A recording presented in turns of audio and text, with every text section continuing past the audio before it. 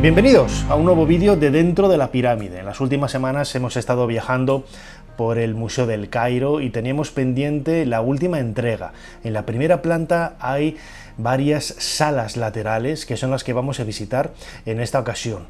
Es una especie de revoltijo de temas, de objetos. En cualquier caso, todos tienen un común denominador, que es la vida cotidiana y esa religiosidad de los antiguos egipcios. Estamos viendo, ahora hemos visto vasos canopos, estamos viendo vasos empleados en los rituales de ceremonias en la momificación y vida cotidiana, en absoluto, totalmente. Aquí vemos algunas pelucas que han llegado hasta nosotros, encontradas en tumbas con un grado de conservación realmente extraordinario, ¿no? Y algunas vitrinas como esta, vamos a ver más adelante algunas de ellas con más detalle, nos ofrecen esa nueva versión, ese nuevo lavado de cara, ¿no?, que tiene el Museo del Cairo, preparándose para esa reinauguración casi dentro de unos meses, ahora en 2022.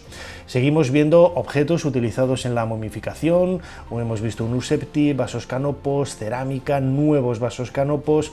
Realmente son salas que están fuera del circuito convencional de las visitas. Aquí es donde estaban las placas aparecidas muy cerquita de la tumba de Tutankamón, en una tumba que Theodore Davis confundió con la tumba del faraón niño. Salimos, vemos precisamente los useptis de Tutankamón y vamos a ver una nueva sala lateral, esos pasillos que ahora están con algunos objetos, y encontramos la habitación, la sala con, bueno, pues uno de mis objetos de colección de objetos preferido, ¿no?, que es la tumba de Maihepri, que era un alto funcionario, un soldado de origen nubio, estuvo durante el reinado del faraón Tutmosis IV, y su tumba apareció en el Valle de los Reyes. Sabemos que era como digo, un alto funcionario, y lo demuestra también la calidad de su ajuar.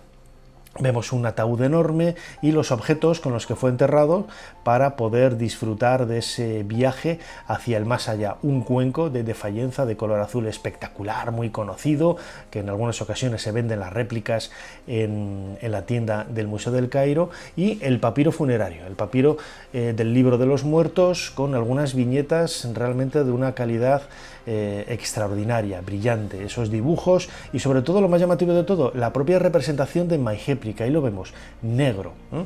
Era nubio, era lo que hoy es la actual Sudán, y es una prueba más que diferencia, ¿no?, los negros de África a los propiamente egipcios, que no eran negros, como se ha dicho en muchas ocasiones, sino que eran blancos, ¿no?, los ataúdes, los sarcófagos de Maihepri. Y seguimos realizando este viaje. Vemos maquinaria, ¿no?, en el pasillo de esta primera planta, utilizada para mover algunas de las vitrinas o de los objetos pesados que hay en este lugar. Y vamos con una de las vitrinas más insólitas, ¿no?, representaciones de pájaros, y entre ellas no podía faltar el famosísimo pájaro de Saqqara. Ahí lo vemos, uno de los objetos fuera de lugar, más extraños, más insólitos que podemos encontrar todavía hoy en este Museo del Cairo, y que aquí se va a quedar en este lugar de la Plaza del Tahrir. Algunas máscaras de momias de época tardía y esculturas del dios Ptah, Sokar, Osiris, que son las características, las típicas esculturas de madera colocadas sobre esas peanas en cuyo interior se guardaban textos, algunos crótalos, algunas placas de choque de carácter mágico, y nuevos ataúdes con la imagen del dios Osiris en su interior. Eran ofrendas dedicadas precisamente a esta divinidad, muy vinculada a ese Ptah, Sokar, Osiris, ese PSO que hemos visto antes, y una pequeña colección de amuletos para ayudar al difunto en ese viaje hacia el más allá. Cruces Ang, nuevas representaciones de divinidades, esos PSO, más amuletos, y cartonajes que en época tardía cubrían parte de la momia y sobre ella se guardaban, bueno, mejor dicho, se pintaban imágenes del libro de los muertos, representaciones de concubinas, ¿no?, que es una de las figuras también más insólitas, que en algunas ocasiones personajes importantes se hicieron enterrar con ellas, ¿no? Debían de acompañar al difunto para darle todo tipo de placeres en el más allá. Algunas estelas funerarias, escarabajos, protectores, vemos en la parte inferior, y a partir de ahora, bueno, pues más elementos identificados con el ritual funerario, a partir del cual el difunto debía de recibir todas las bondades en ese viaje hacia el más allá. Representaciones de escarabajos y de corazones Ib, una caja de Euseptis, con esa vaca Hathor saliendo de la colina de Occidente, y el difunto presentando sus ofrendas y respetos a ella para que sea recibido en ese lugar del inframundo, en ese lugar del más allá, pues con todas las puertas abiertas. Y una vitrina que contiene objetos que son bastante singulares, ¿no? Aquí vemos unas cajas de Euseptis, pero en la planta inferior, en la parte inferior, vemos placas que cubrían la apertura que se hacía en la zona izquierda del cadáver para extraerle las vísceras. Una colección extraordinaria de Euseptis, los hay de todos los periodos, desde finales del Reino Medio hasta la época grecorromana, y de todos los tamaños y materiales. Recordad, estas figuras solían tener grabado el capítulo 6 del libro de los muertos para poder ayudar al difunto en todas esas tareas manuales, en todos esos trabajos manuales que fuera necesario realizar en el más allá, sobre todo trabajos agrícolas. Abandonamos esta sala y nos dirigimos hacia la próxima.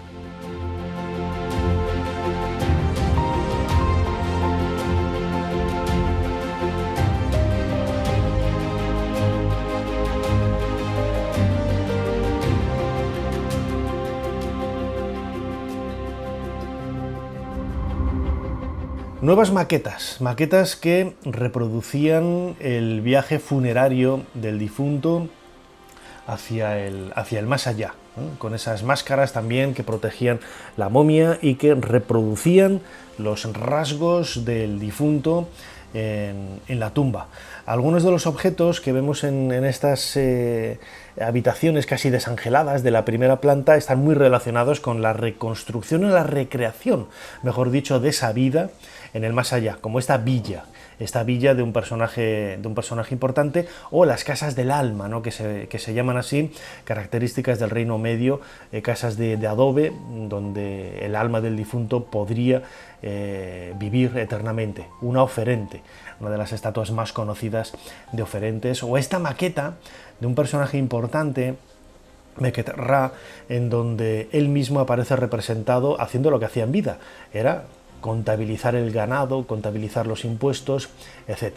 Una colección de vasos canopos y nuevas maquetas de ese viaje hacia la zona de Abidos, hacia el mundo funerario, en definitiva, que era donde comenzaba ese viaje, ese trayecto hacia el más allá. Una reconstrucción de cómo era la pesca, ¿no?, por medio de estas maquetas, más vasos canopos y elementos del ajuar, que en definitiva lo que suponían, junto con estos ataúdes, por ejemplo, estas nuevas embarcaciones, era hacer lo más cómodo posible el viaje del difunto hacia el más allá.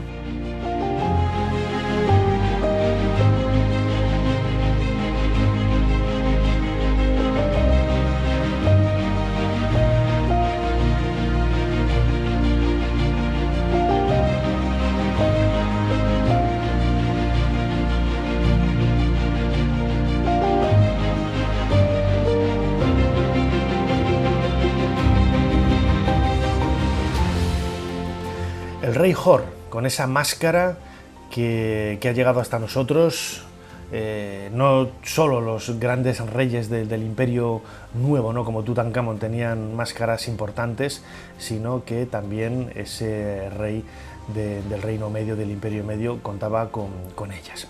La siguiente sala, como decíamos antes, bueno, pues es un pequeño batiburrillo. En realidad lo que quiere reconstruir es un poco la vida cotidiana de esos trabajos, tanto domésticos como agrícolas como rurales, ¿no? Y vamos a ver pues objetos empleados en esa cotidianidad, en esa vida diaria, y algunas figuras que emulan esa serie de tareas. Estamos viendo pues agricultores, estamos viendo representaciones de porteadores, de esas personas que van remando en los barcos, los hemos visto antes. En definitiva, bueno, pues el reflejo de cómo era esa vida cotidiana en el más allá, que era un poco lo que se buscaba, ¿no? O esos modelos, lo hemos visto, ¿no? Para poder realizar esas figuras. Un hipopótamo, uno de los animales más peligrosos de los marjales de Egipto, unas vacas, cómo se hacía el pan.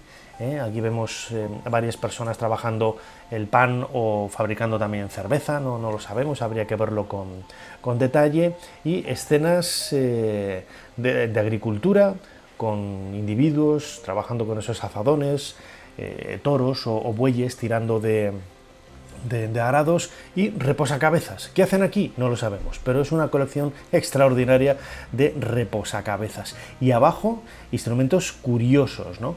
Esas cuchillas utilizadas para afeitarse, más reposacabezas y otros objetos que los vemos aquí, que eran como ofrendas. Vamos a ver ahora en detalle un par de panes con oreja.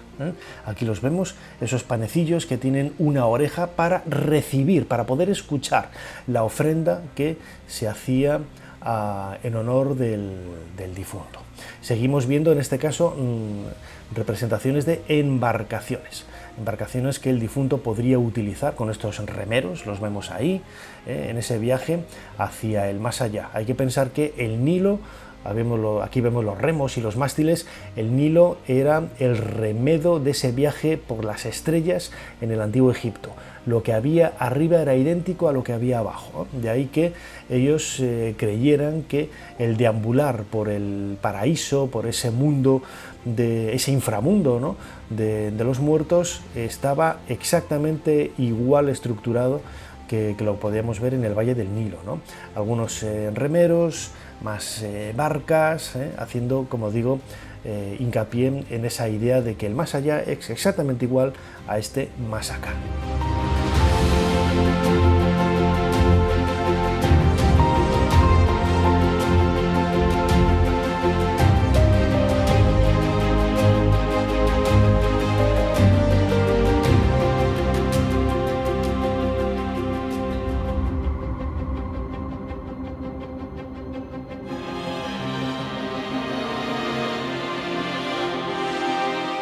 Entramos en una de las salas que, no solamente desde el punto de vista estético, por la cantidad de sarcófagos del Reino Medio que tiene, con esos ojos en el lado oriental para que el difunto pudiera ver lo que sucedía fuera, es una de las salas, como digo, que tiene más historia, ¿no?, del museo.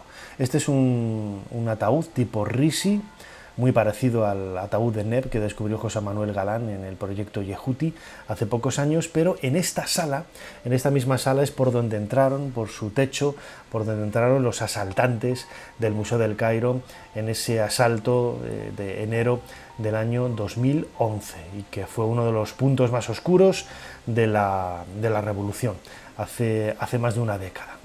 Hoy se han quitado algunas de las piezas que había entonces, como ese conjunto, de esa maqueta de soldados y de arqueros nubios y egipcios, y se han respetado los ataúdes, los sarcófagos de madera del Reino Medio que había en las paredes. Han colocado, eso sí, como novedad, una momia, la momia de uno de estos individuos, que parece por la posición una momia de un soldado que murió en batalla por el rigor mortis que le caracteriza, y la momificación natural, ¿no?, que parece que ha sufrido. Algunos ataúdes de niños también, típicos de esta época, de finales del Reino Medio, comienzos del Reino Nuevo. Y abandonamos esta sala, esquivando las escaleras. Llegamos a un punto en donde hay muchos vasos de piedra, sobre todo procedentes de Saqqara, de los sótanos de la pirámide de Zoser, en donde aparecieron varios miles de ellos, un trabajo increíble de la piedra, y nos adentramos en una nueva habitación, de esas habitaciones laterales con que cuenta la primera planta. Ya estamos acabando el primer lado, en concreto el lado occidental, para disfrutar de estas estelas sobre todo de época predinástica, en donde vemos los sacrificios un poco humanos, ¿no?, que se hacían en las primeras dinastías, con representaciones de soldados o de sirvientes para acompañar al difunto, y más vasos de piedra, de todas las épocas, de todos los estilos, restos de juegos. Algunas de estas piezas antes estaban en la planta inferior. Fijaos, hay que cambiar las vitrinas porque los reflejos son increíbles, no solamente dan muy mala imagen en la grabación, sino que también cuando los estás observando allí in situ, el propio ojo humano tampoco es capaz de retirar los reflejos. Y seguimos viendo, cuando llegamos más o menos a la mitad de este nuevo vídeo, más vasos de piedra y sellos, con una reproducción del texto que aparece grabado en ellos en una franja de plastilina, de algo parecido a la plastilina, ¿no?, para que podamos ver los ideogramas, los jeroglíficos que aparecen grabados. Hemos acabado, como digo, la primera parte de estas salas laterales de la parte occidental de la primera planta del Museo del Cairo, y vamos a cruzar por el lado sur hasta las nuevas habitaciones que hay en el otro extremo, en este caso en el extremo oriental.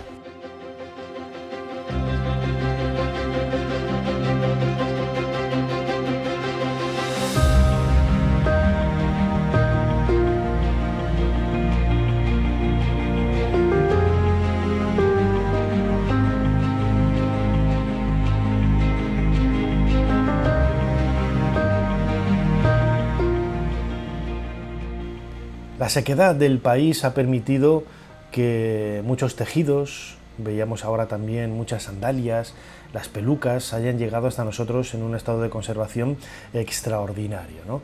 Entramos en una nueva sala en donde vamos a ver representaciones de objetos de cristal muy cotidianos, ¿no?, esos pequeños objetos de la vida diaria que fueron utilizados con diferentes materiales. Hemos visto vidrio, hemos visto ahora fayenza, una escultura de una divinidad de época grecorromana. Fijaos que las salas quizás no tienen la espectacularidad del boato faraónico de otros lugares, pero cuentan con objetos realmente extraordinarios, ¿no? Seguimos viendo, en este caso son figuras de Afrodita, divinidades de época grecorromana, y más piezas que nos acercan un poco a estos últimos años de la historia de Egipto. Cambiemos de sala y seguimos avanzando en nuestro periplo. Las aletas, 1814, 1815, 1819... Esta es una de las nuevas salas, nueva no, es antigua, pero todos los objetos que aparecen expuestos aquí han sido transformados, ¿no?, desde el punto de vista de la museografía. Vemos algunas piezas de juegos, como el Senet, y vemos paneles que nos ayudan a ubicar espacialmente, cronológicamente y museográficamente el entorno cultural y civilizador de estos objetos, ¿no? Algunas mal llamadas muñecas, no tienen nada que ver con un juguete, bolas para realizar malabares, etc.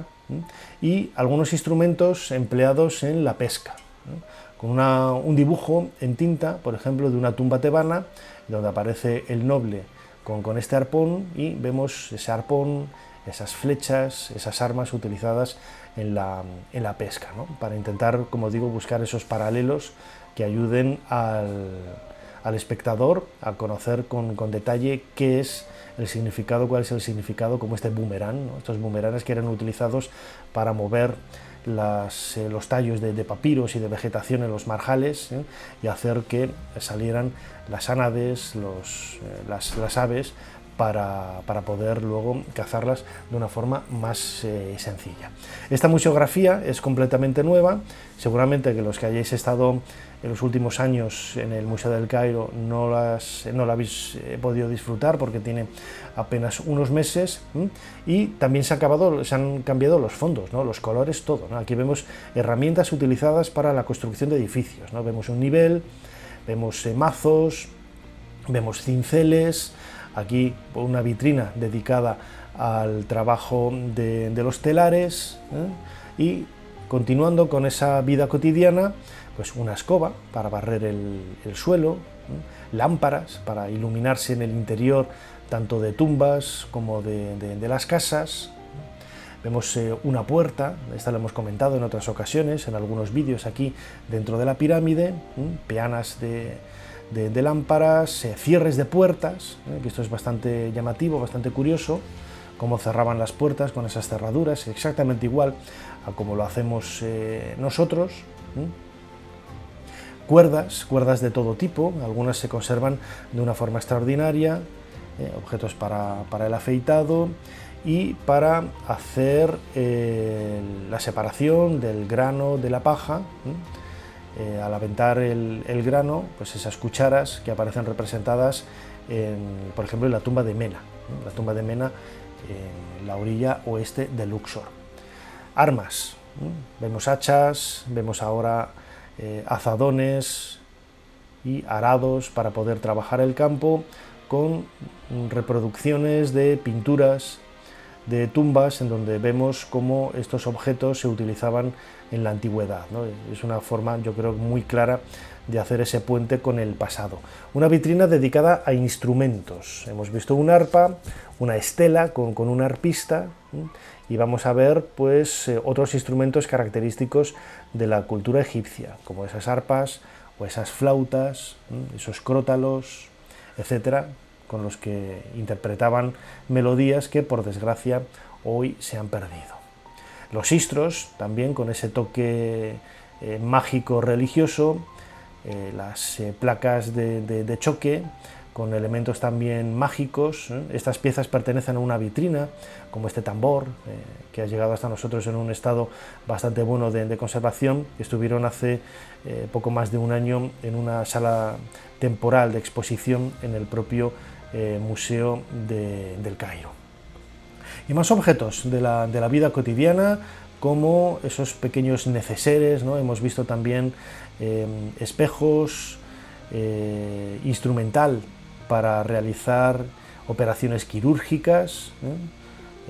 Vemos que hay un batiburrillo muy grande de temas, aparentemente sin conexión, pero que bueno, todos ellos nos ayudan a adentrarnos en la vida cotidiana. Vemos bisturíes, vemos cucharas, vemos escalpelos, una colección increíble de espejos de bronce, y seguimos con nuestro viaje en estas salas de la planta superior de la primera planta del Museo del Cairo.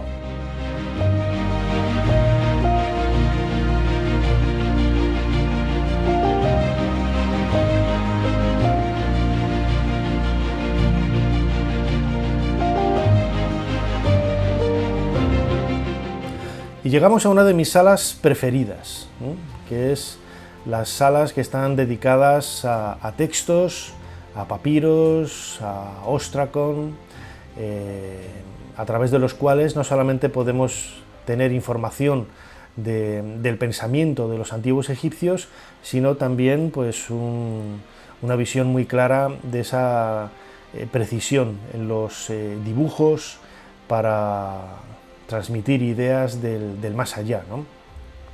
Hay textos de todas las épocas, desde los más antiguos hasta los más modernos, casi de época árabe. Hay algunos de ellos también de época copta, y todos ellos lo que hacen es darnos información muy detallada de los pensamientos y de esa cotidianidad que decíamos antes de los antiguos egipcios. Los materiales utilizados para ello, lo vemos aquí en esta vitrina, pues las paletas de escriba, ¿no? con esos sticks, esos palos, esos cubitos con los diferentes tipos de pinturas, especialmente colores bastante básicos, ¿no? Como el rojo, el azul, el amarillo, el blanco, el negro. Y en la siguiente sala, como estamos viendo ahora, aquí ahora sí que disfrutamos de más papiros y de esos ostraca, en plural, ostracon en singular, con bocetos, sobre todo bocetos de modelos que los antiguos egipcios luego querían pasar a gran escala en las tumbas, ¿no? Cada vez que se realizaba una tumba, los bosquejos de los temas que luego se iban a colocar sobre las paredes, en muchas ocasiones eran esbozados en estas lascas de piedra, que era como el papel de borrador, el papel para hacer esos sketches que utilizamos en la actualidad, ¿no? Y a partir de ahí se transportaba, se hacía, se acoplaba por medio de una cuadrícula el dibujo de la figura al tamaño real, que nos ha permitido pues conocer un poco, ¿no?, cómo era el proceso de trabajo. Aquí vemos ese proceso de trabajo precisamente en esculturas, no solamente en pinturas, sino en esculturas. Y algunos de estos ostracon tienen detalles muy precisos, ¿no?, y muy preciosos, ¿no? Casi podríamos decir que son piezas, obras de arte prácticamente en sí mismas, ¿no?, por la cantidad de detalles y los colores que luego se utilizaron también para poder dar más realismo a la imagen que luego querían traspasar a las paredes, bien de una tumba privada, bien de la tumba de una reina o bien la tumba de un rey, con algunos temas curiosos e insólitos, ¿no? Aquí vamos a ver en estos bocetos temas que normalmente no aparecen en pinturas, ¿no?, como esta lucha entre una reina y una mujer o una diosa lanzándose flechas, cada una montada en su carro.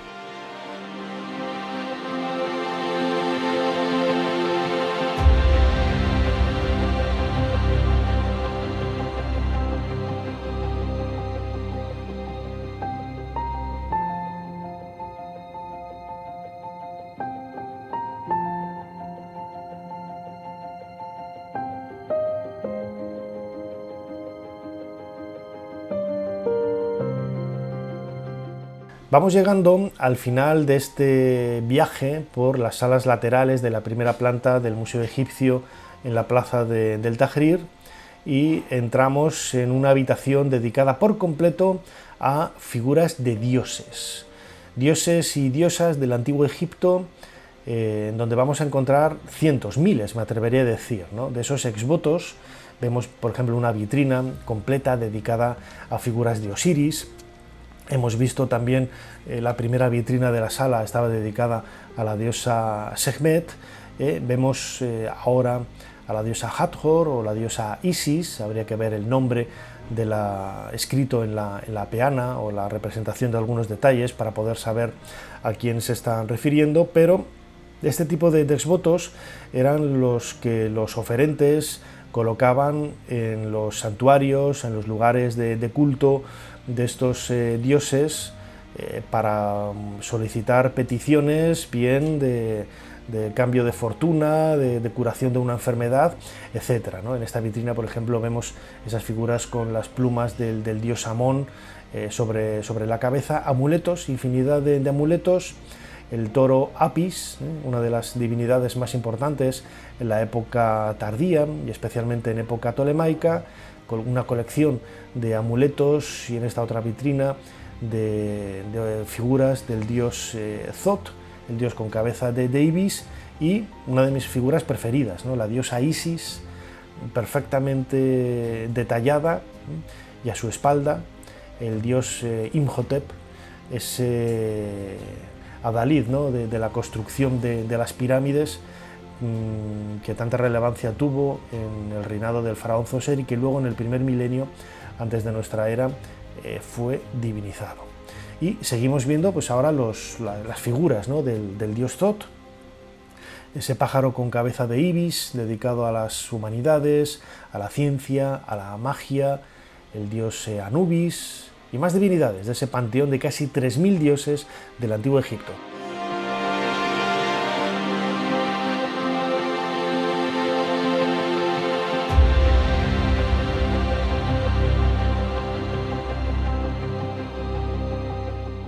Y como veíamos en En la antesala de esta última habitación de la planta superior, lo que nos encontramos en esta habitación es precisamente el colofón, ¿no?, de la historia de la arqueología de la cultura faraónica, ¿no? Piezas sobre todo del mundo grecorromano, como estas cabezas de yeso que se colocaban sobre las tapas de los ataúdes, reconstruyendo los rasgos del difunto, una colección extraordinaria de esos famosos retratos del Fayum, de época grecorromana también, en donde el difunto era representado con detalle, un cartonaje pues muy recargado, ¿no?, muy barroco, característico de la época helenística, y figuras de hombres y de mujeres que quisieron llegar a ese viaje hacia la eternidad, pues con un retrato, ¿no?, de la forma más viva,